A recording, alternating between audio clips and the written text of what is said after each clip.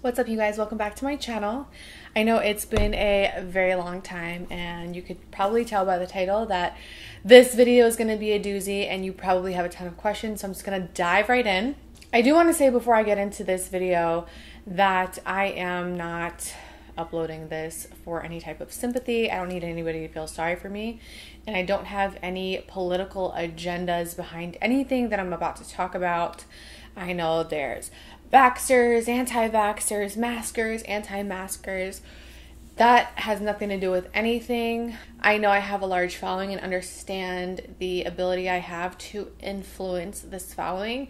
However, that's not what this video is about at all. I'm simply talking about where I've been and my experience with Miss Rona herself. Okay, so I'm going to be looking down at my phone quite a bit. I'm not texting anybody. I'm not on Instagram. I'm just looking at my calendar so I can give you guys specific dates.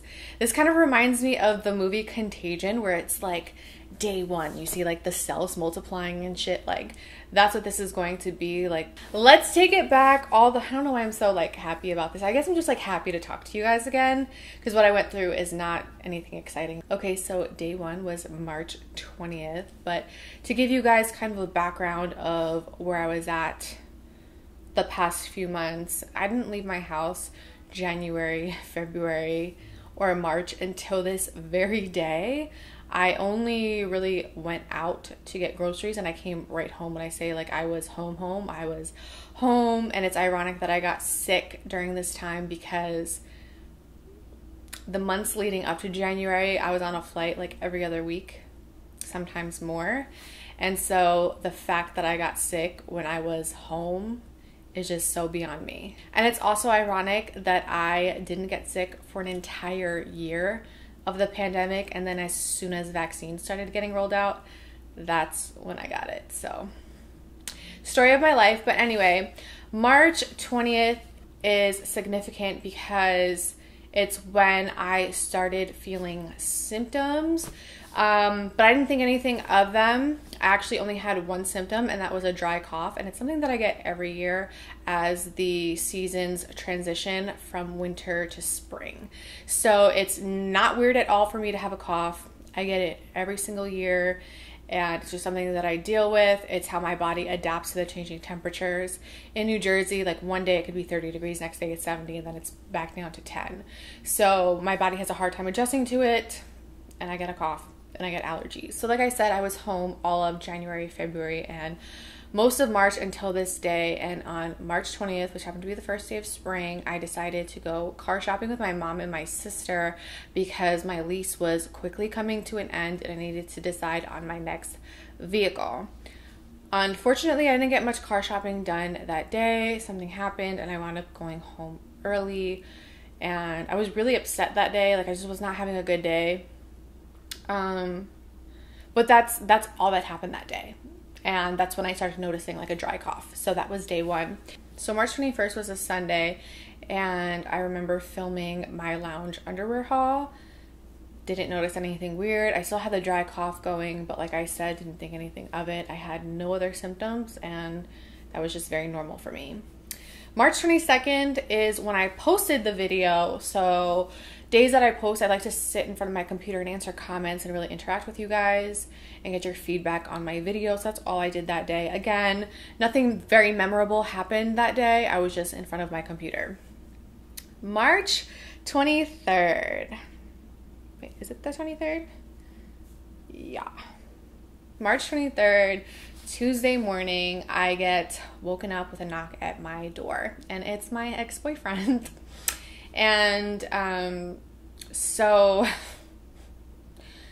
my ex-boyfriend showed up at my house with my luggage. If you have been watching my videos, you know that he was holding my luggage hostage for over a year since he moved out. Like he used my luggage to move out and then said that he would give it back, never did. We went back and forth. He showed up at my apartment with my luggage. We had a very long conversation. We wore our masks the entire time, crazy enough, because I was like, you just got back from Miami. You're not about to come hit me with your hot ass COVID infested breath. Like you're gonna wear a mask the entire time.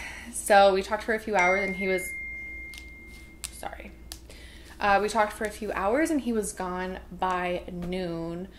But I vividly remember voice noting my friend Steph after he left. I was like, this man really drained me. I feel physically, mentally, emotionally, spiritually exhausted. I don't feel like myself, and I slept for most of the day.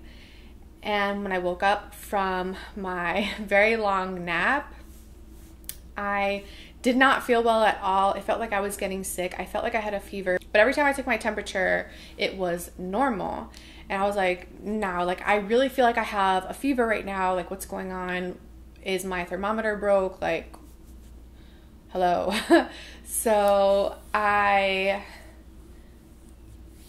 was like watching TV. I had planned to film a video this day with my ex showing up. It kind of like ruined those plans. I wasn't in the right headspace to film a video, so I wound up just like watching TV for the rest of the night. And then I took my temperature again, and suddenly it was at 103.4, I think. Something absolutely crazy. So one thing about me is that ever since I was very young, I would get very, very high fevers. One of my first memories as a child is getting wrapped in cold towels because my fevers would get so high at night.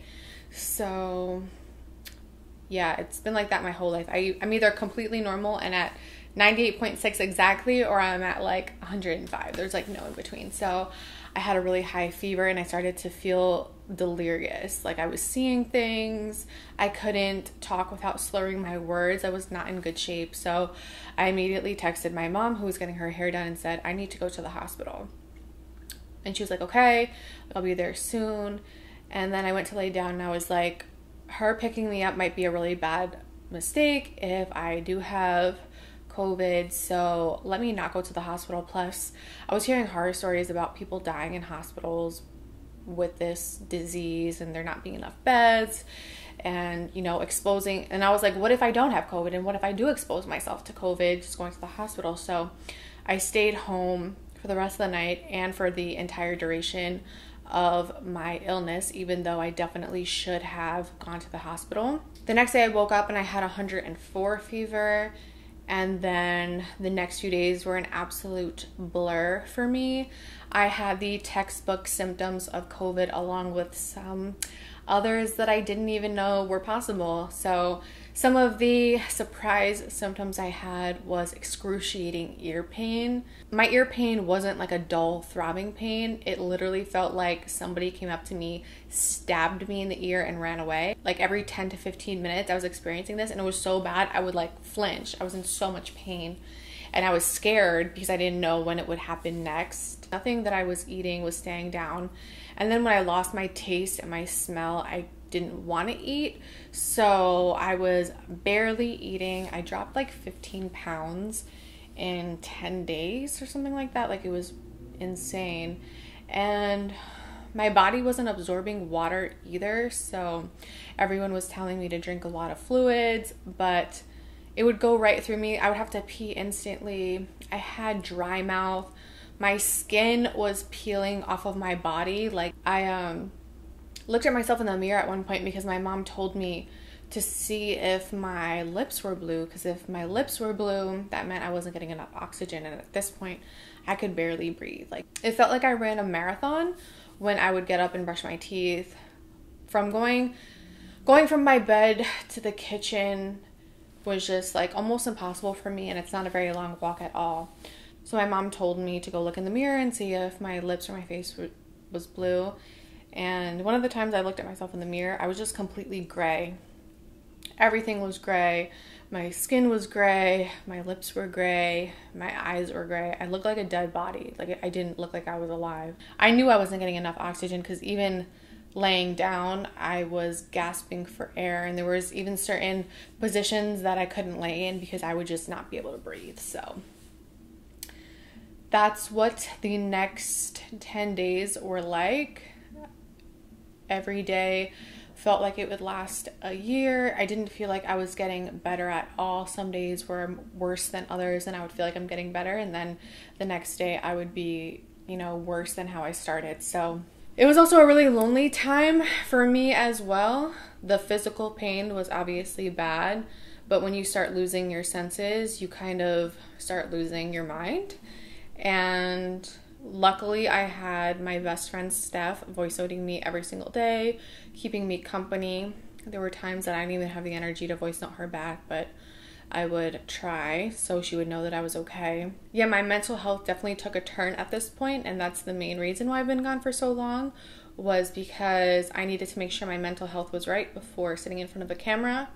I know a lot of you guys have, you know, so much on your plates, and there's so much going on in the world that's already so heavy. I didn't want to sit here and bring you guys down with me because I wasn't in the right headspace. So 10 days passed and I'm feeling okay. Like, I'm almost feeling back to myself. I'm still getting winded, but I'm not coughing. I don't have a fever. I feel like I could drive myself to get tested, because up until this point, there was really no point in me driving myself to get tested because A, I pretty much knew I had COVID, and B, I didn't want to infect anybody just to find out, okay, like get confirmation that I had COVID, and meanwhile risk other people catching it from me.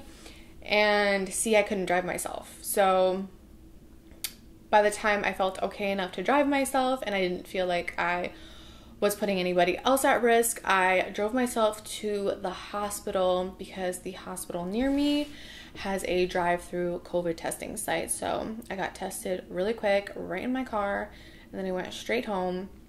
And then I got a call later that day that I did indeed test positive for COVID. However, the test picked up dead COVID cells, so they were not active and I was not contagious. I asked the doctor that called me if I needed to stay isolated, and she said no, because I am not contagious, and she's seen patients test positive for up to a month after not even having symptoms anymore. So I got the green light from her to go about my life, and I still stayed in my house. I was still really like paranoid to go out, and I also was out of breath a lot of the time, so I really couldn't do anything. I was able to take my dog on walks, but I would come upstairs and have to take a nap because I just couldn't breathe. And that pretty much didn't change for a month and a half. I am finally starting to be able to breathe better. And if you guys follow me on Instagram, you would know that I've been going to the gym lately, and it's not to get a summer body. It's actually to build up my lungs again, because I just haven't been able to breathe the same since having it. So that's been difficult. And like I said, my mental health hasn't been the best since getting sick, and I finally feel good. I finally feel back to normal, and more importantly, I have the energy to set up these lights and my camera equipment and edit videos. So that's why I am ready to come back now. But I've missed you guys so much. Thank you for bearing with me. In other news, I am fully vaccinated now. As soon as vaccines were made available to my age group, I went out and got my first dose, and 3 weeks later, I got my second. So I am fully vaccinated. Getting vaccinated is a personal choice. I am not telling you to get vaccinated. I'm not telling you to not get vaccinated. But my personal experience with the vaccine is a whole other story, but I will just tell you guys now since we're on topic. So I got the Pfizer vaccine at the Meadowlands vaccine site in East Rutherford, I think it is. And that's the only thing that they were administering was Pfizer. And my first dose was really bad. I was okay for a few hours, and then I got really bad arm pain. And then at night I had fevers and chills, headaches, body aches. I felt like I had COVID all over again. And then after, I think it was like 48 hours, I was completely fine again.